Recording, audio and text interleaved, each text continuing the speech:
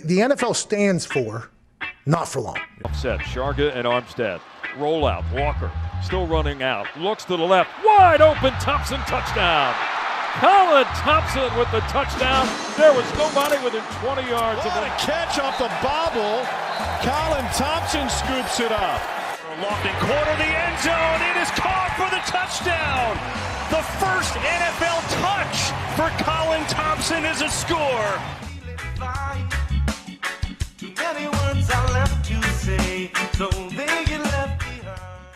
Welcome back to another episode of the Colin Thompson Show, brought to you by Not For Long Media and our friends over at the Fudge Kitchen, shipping fudge and sweet treats across the country. FudgeKitchens.com. Ryan Ripken joins us today. Ryan, how you doing, buddy? I'm good. I'm glad we could catch up. And it's a pretty busy time, especially in the baseball world. So I will say this to open it up. I have friends that have told me that they're bandwagon playoff baseball fans, Colin. And you know what? I'm okay with it. I'm all right. Everyone join the bandwagon because what you're about to see the next month truly is electrifying. So I am ecstatic about that. Is playoff baseball the best playoffs out of the big four sports? Well, you're going to throw that off the get-go, huh? Well, I'll say this. I think it is so unique in the sense in football and hockey, those moments are tense and tight, right? There's no doubt about that. But always those games generate a lot of noise. You know, same with the NBA. There's some element to it. Yes, it's going to be raised, but in baseball, you'll know some of those games, maybe it's half capacity, maybe less. In the playoffs, everyone is in the stands the entire game. You're on pins and needles, and every pitch feels magnified. Not every play, every pitch. And so that's why for me, the biggest moment that I remember, Delman Young playoffs in Baltimore, one pitch, base hit down the line, scores 3 runs. And that play gives me goosebumps. So I would say it's the most unique, but I think it'd be wrong for me to say, because I do love going to watch playoff hockey and playoff football. But baseball is unique. Yeah, I think hockey will always be number one for me because the dramatics of it. Yep. 8 beats a 1, 7-game series. It's grueling. These guys are exhausted. You always find out after that they're playing through broken ribs and torn groins and like broken feet. And you're like, what is that? So hockey won. Man, I love playoff football, but I go baseball too. There's nothing better. And I'm so spoiled as a kid. I was so spoiled as a fan of just the Phillies and their run there when I was in high school and middle school, and how good those teams were, and so much fun. NBA is at the bottom. It's, to me, is a bore fest until the Final Four. March Madness is in its own bracket. But I digress. Lots to talk about today. Ryan brings a wealth of experience in media, baseball professionally. So what does playoff baseball mean to you? It's a very generic question, but obviously with your father, with you playing at the highest level, with you covering it at the highest level, I think you bring a unique aspect from all 3 different places you possibly could do it. Yeah. So where do I begin with it? I think first off, I think whatever you want to do as a athlete or as a kid, whatever profession it is, you have a goal to play in the playoffs, in the World Series. I mean, for baseball, for me, it was what kid didn't think I wanted to be in a World Series game on the line, 3-2 count, bases loaded. Your hit wins the game, right? That's where it starts. The kid aspect of it. Now, from a player aspect and family aspect, my family's around the game for a long time. My grandfather coached and played. My uncle and my dad both played in the big leagues, and my dad had his career. But even with my dad, all of his success, what I've really come to cherish is moments that, the game does not allow you to have all this success, and winning is extremely challenging. My dad, his second year in the league in 1983, the Orioles win the World Series. He's the MVP of the league, right? And you think, my whole career is ahead of me. I'm going to have another crack at this. And the reality was he never went back to another World Series. And quite frankly, the Orioles only had 2 more years during his tenure where he actually had a chance, and that was 96 and 97, played for 20 years. So why I bring this into the conversation is so teams like right now, I'm from Baltimore, the Orioles, great story, the best story in baseball. They just won the American League East. They're the number 1 seed in the American League. Playoff baseball is running through Baltimore. And when I tell people this is the 6th time in the last 40 years, Colin, that the Baltimore Orioles have gone to the playoffs. Not just to the World Series, which they've only been since 1983. It's been 40 years. To the playoffs 6 times. So it's been ingrained in my mind just how hard it is to win. And I have so much respect for the other teams that are still, like the Dodgers, for instance. The Dodgers have won, I think, 9 of the last 10 NL West. The consistency that no matter what you think about spending money, that's hard. That's extremely hard to do. So that's where it starts for me. And for the playoffs, this is where we can see teams can go on magical runs. You mentioned hockey. I love that about hockey, that any team can beat anyone. So but we fun. saw that. Didn't we see that with last year with baseball and the Phillies? Oh, yeah, baby. That energy there, wild card team. Braves are the favorite out there in the NL. They beat the Braves, had that unbelievable moment with Bryce Harper in the playoffs at home against the Padres, that home run, the theatrics. So that's the beauty and the romantic side of the game for me, which as a player and covering it, I can't get enough of it. Yeah. Playoff baseball, pitch by pitch. You're pulled in for 3-something hours nonstop. Every bat, every pitch can change the momentum, can change the crowd. The weather plays it at, in these cold weather places later as you start to play, and you could see the, everyone's breath. And like, to me, it's very romantic. It's very poetic. The energy, the stories, and there's time for it to digest. I'm interested to see how the pitch clock is going to play a role here in the playoffs. I was always for, now it's the playoffs, let's make the games a little bit longer. Let's pull the pitch clock back 5 seconds, 10 seconds, and let's get a little bit more of that. What are your thoughts on the pitch clock this year? I know it's been talked about ad nauseum, but did you like it, and how do you think it plays a role in the playoffs? Well, I think you described, it sounds like for your experience and watching it for the regular season, it was a success, right? Yeah. Played its part. And I think that's what MLB did, or MLB wanted.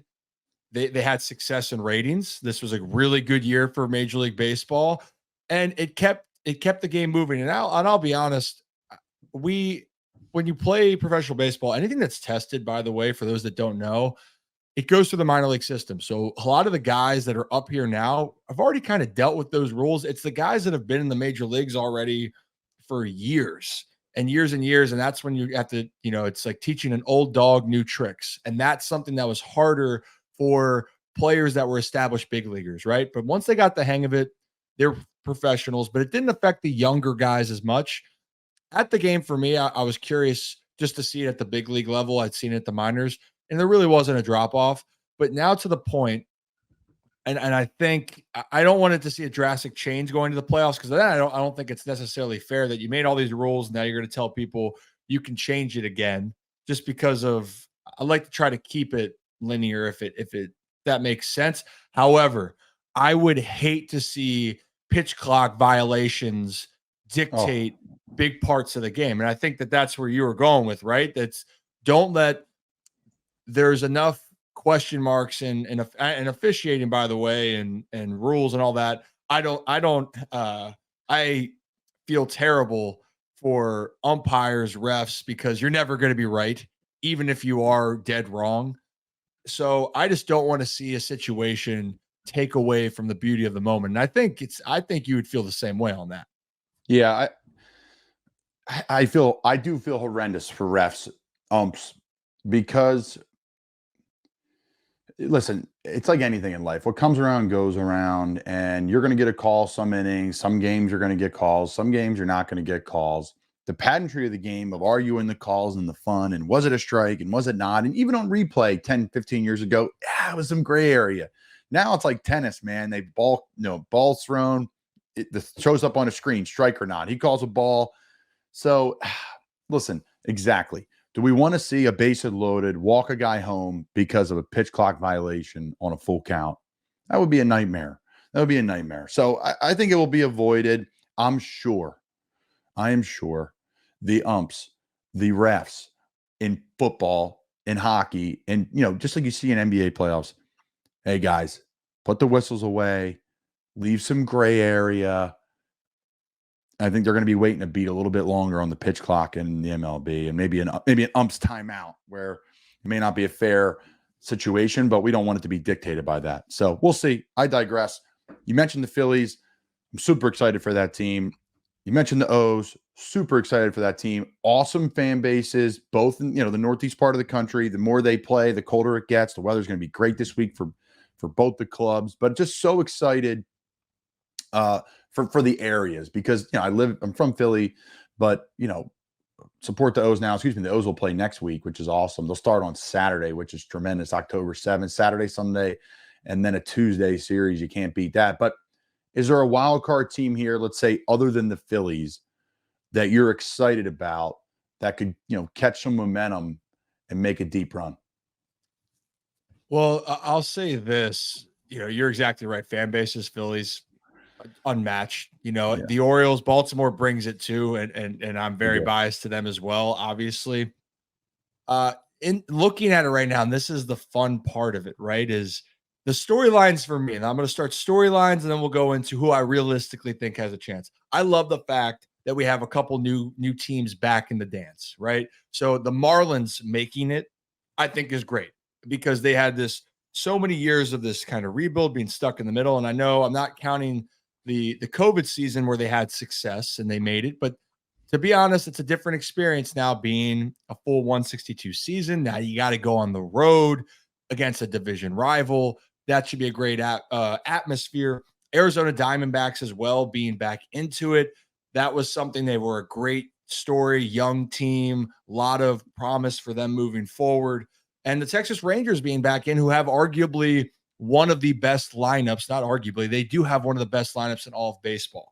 If I'm going to start in the American League on a team, though, that still, if I was the Orioles or anyone in the American League in general, the Tampa Bay Rays for me are still so good, regardless of all the issues that they had. They lose their ace, Shane McClanahan, for the season. Wander Franco has all of the issues in his investigation personally, but the Rays didn't skip a beat. They were neck and neck with the Baltimore Orioles. They're the second best team. And I think that series, the Rays and Rangers, is going to be absolutely dynamite. But that's a team, just because the Rays pitching staff and their ability to handle adversity is really exciting. Now, on the other side in the NL, and they aren't a wild card team per se, but they're going to be playing in the first round of it, is the Milwaukee Brewers.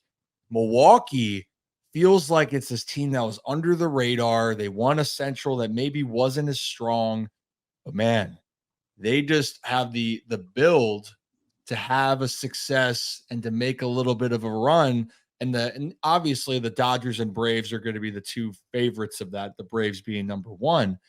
But that would be the other team outside of the ones that we mentioned, where I'm going to watch them a little bit closer because I really liked how they finished the season.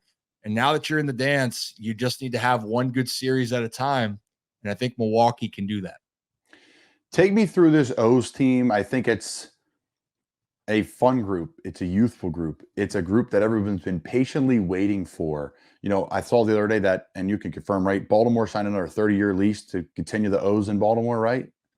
Yeah, there's some wording, language that needs to be addressed, but it's been out there, and understanding that the lease is going to stay. The MLB, by the way, regardless, I was telling people this for a while, MLB is the last thing they wanted was Baltimore or the Orioles to leave Baltimore. It means too much to the game itself. And audience-wise, first off, it's a great city. It's a big city, awesome suburbs. We live in one of them in Annapolis, and there's a lot of people here. There's a bunch of teams in D.C., but there's only one team in Baltimore, the Ravens and the O's. Now, excuse me, two teams, but without the O's would be just one team, and there's plenty of room for more. So I digress. Take our fans kind of through this O's team. This team like the back of your hand, but the key players, big moments this season, and what do you look forward to in the playoffs? Yeah, so to give you more background for those that don't know, I played with the Orioles organization up until I retired in 2022. So I started my career at the Nationals and then went to the Orioles from 2017 to 2021. So realistically, I know about 90% of this current roster on the team. I either played with them or know them personally on that level. And obviously now I cover Baltimore. I do pregame shows, and I'm doing a pregame radio show in Baltimore here covering the playoffs. This is, like you said, whether I liked it or not, I know these guys and I know this team. So what should you expect from this team and who you need to watch out for? Well, let's start with the first name that were the transformation of this team. It was with Adley Rutschman, the catcher. Adley, when he came up, just simply put, the O's started winning ball games. They haven't been swept since Adley Rutschman was called up last May, and they continued that streak through this entirety of the 2023 season. Wild, right? Absolutely nuts. And then they also have another player who is going to be the American League Rookie of the Year, and his name's Gunnar Henderson. And I told people this, Colin. I forget if I've told you this, but when I was with the Washington Nationals, this is where I had my first, kind of moment of like, you're different. Like, you are specifically different. Professional ball players are all talented, but you are different. 2 moments. First one was at the Nationals. I played with Juan Soto. He's turned out to be a pretty special player. Won the World Series with the Nationals. He's going to get paid pretty handsomely. The other one was Gunnar Henderson. And Gunnar was doing things at 19 that were so stinking impressive that there was no doubt in my mind he was going to be a superstar. And that's what he truly is. And for fans that watch him for this playoffs, the guy you want to talk about big moments? Guy has come up in big moments. It feels like he can do something every single night that you go out there and watch and go, man, I don't know how he did it, but I'm watching him from here on out because of what he's capable of doing. Power to all parks, the ability to make any play. He's a good base runner. The intangibles all there. Rocket for an arm. So those would be the two, obviously, the superstars. But the reason why the Orioles are so good, Colin, is they have guys stepping up left and right. I mean, their whole roster is loaded. The depth that they have. Ryan O'Hearn playing first base for them was a pickup acquired for our good friend cash considerations from the Royals. And he goes from having, being a 220-ish hitter, starting in AAA this year, to being one of the best hitters for the Orioles all season long. Then you have guys like Cedric Mullins, that's a staple for the team. Ryan Mountcastle, best pure hitter that I was around during my tenure there. So what I'm getting at is every single night with this Orioles team, I gave you the first 2 superstars, but you're going to hear a different name each night if the Orioles are going to have a postseason run, because that's how they had success throughout this season. It wasn't one player that made this team successful.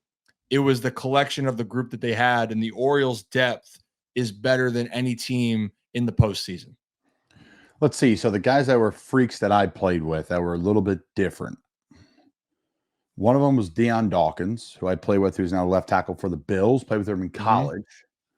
Freaky. I thought Dante Fowler was different at Florida. Dallas Cowboy now. Played for a very long time in the league. There's a couple guys at Florida, too, that I thought Jeff Driscoll was freaky. He's in the league.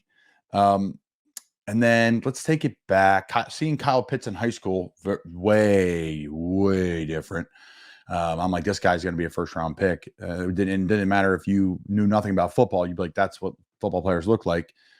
And then let's go to NFL quickly. I'll say Odell in New York was way different. C-Mac in Carolina, of course. And then Minnesota, probably Daniil Hunter, Justin Jefferson. Those two are just different. That was I was thinking when you were saying, I'm like, there's just people that are just different. I digress. We mentioned a little NFL talk. I want to transition into there. Thoughts on your Baltimore Ravens? Good. Hey, it's for Ravens fans, you got to be happy. I'm not. It's a long season away, but whether you want to say it's favorable scheduling, favorable situations, the Ravens sit at 3-1, and you've won your first 2 division games on the road, and actually you have a chance to pull the trifecta, going to Pittsburgh where Kenny Pickett is banged up. And granted, what I love about it, though, is there's no one cares if you're banged up, by the way. Like I say this in sports all the time with baseball. It's a talking point and it's a reality when a team's at fuller strength. That's going to make a difference. If Deshaun Watson played for the Browns, the Ravens aren't going to win that game 28-3. Guarantee you that. But in baseball, it's the same thing. If someone gets hurt, Felix Bautista, the all-star closer we didn't even really talk about, he went down. Do you think the rest of the league's like, oh no, I'm so sorry for the Orioles? No, they don't care. You got to keep moving. So in the same case that we talked about these situations, the Ravens have been missing a lot of key guys. Tyler Linderbaum just came back. That's their stud center. Ronnie Stanley's dealing with injuries. J.K. Dobbins lost for the year after the first game.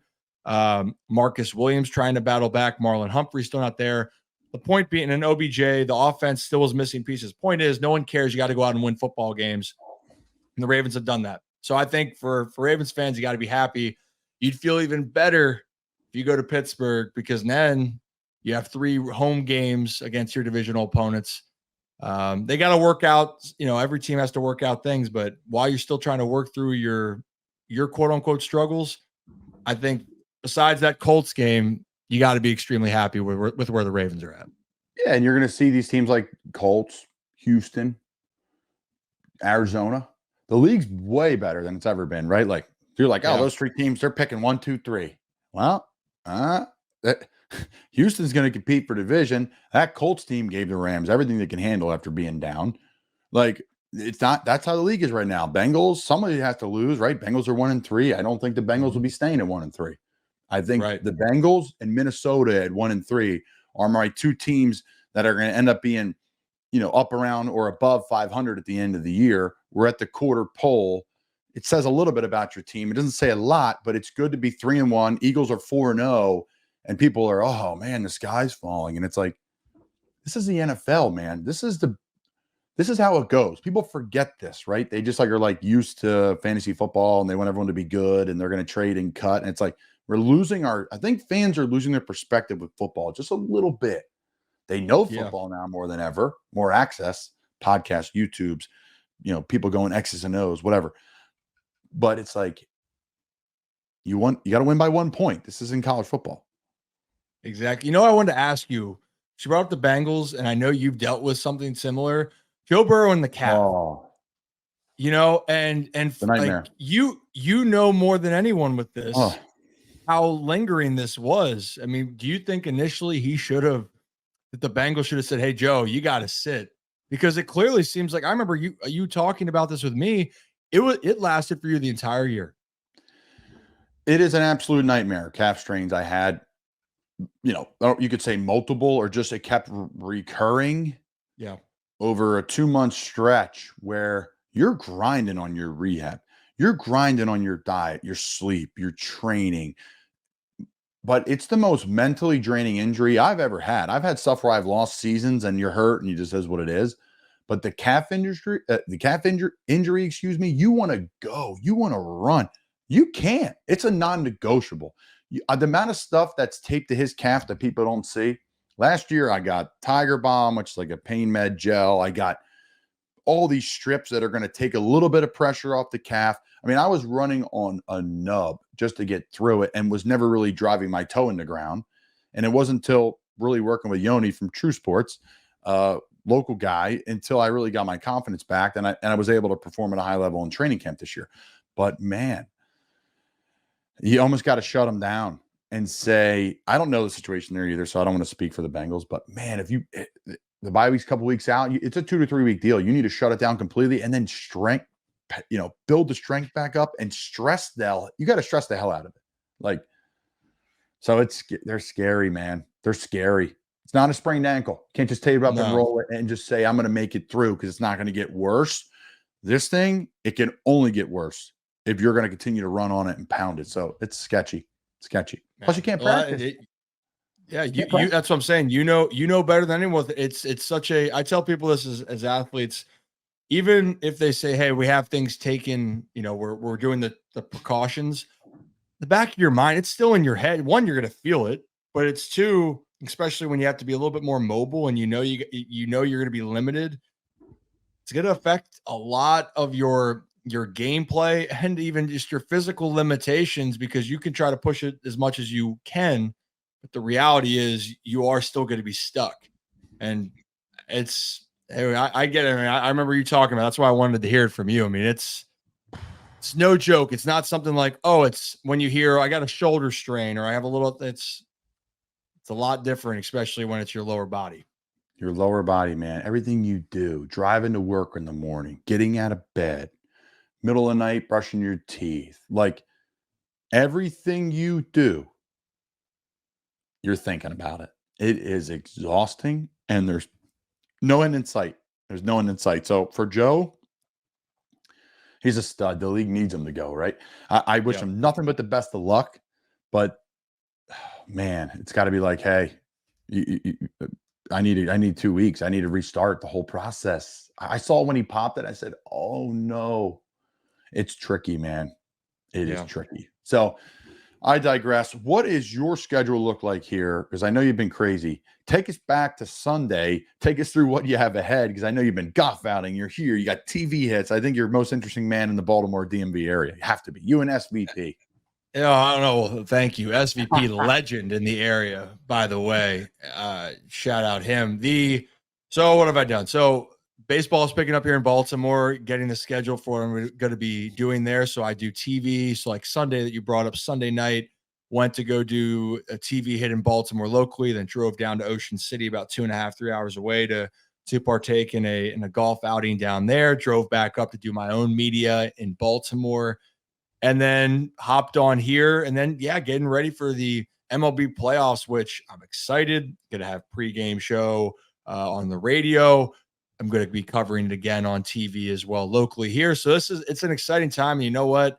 I'm all for it. If I'm running around, it's good to be busy, Colin. I'm excited, and I will take a electrified city, a fun atmosphere every day of the week. And that's something that I look forward to, especially I'm hoping throughout the whole month of October here in the Baltimore area.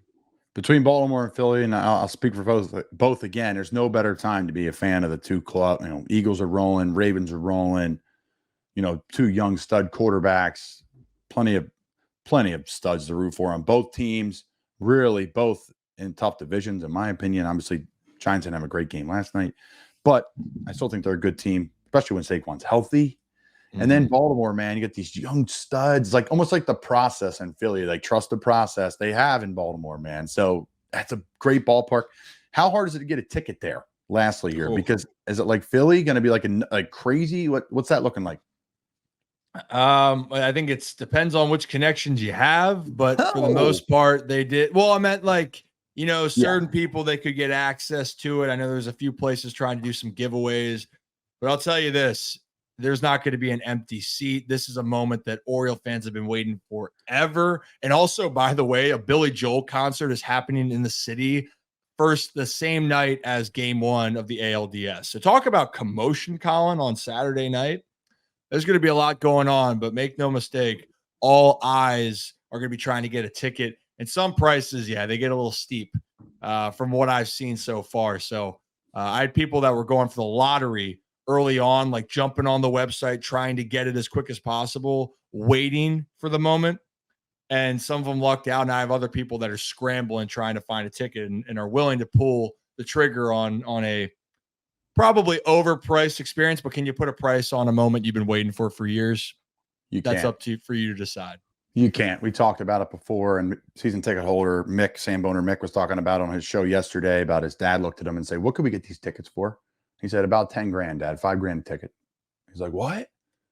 He was like, "You know what? You never get these moments back. You can't get them back. You can't take it with you." So the great Ryan Ripken, follow him on social media. You're going to be all over the place. So we can't wait to follow all your talk about across all leagues, MLB and NFL, but Ravens and O's primarily. Ryan, thanks for coming on the show, brother. All right. Appreciate you, Colin. We'll talk soon.